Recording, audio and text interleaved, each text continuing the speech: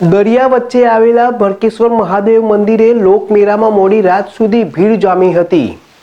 મહાશિવરાત્રિ નિમિત્તે દ્વારકાના વિવિધ શિવ મંદિરો દર્શન માટે ભાવિકોની લાંબી લાઈનો જોવા મળી હતી। દ્વારકાના અન્ય મંદિરોમાં પણ અદ્ભુત શૃંગાર દર્શન યોજાયા હતા। ત્યારે દરિયા વચ્ચે આવેલા એવા ભડકેશ્વર મહાદેવ મંદિરે લોકમેળામાં મોડી રાત્રિ સુધી હકડેઠઠ ભીડ જામી।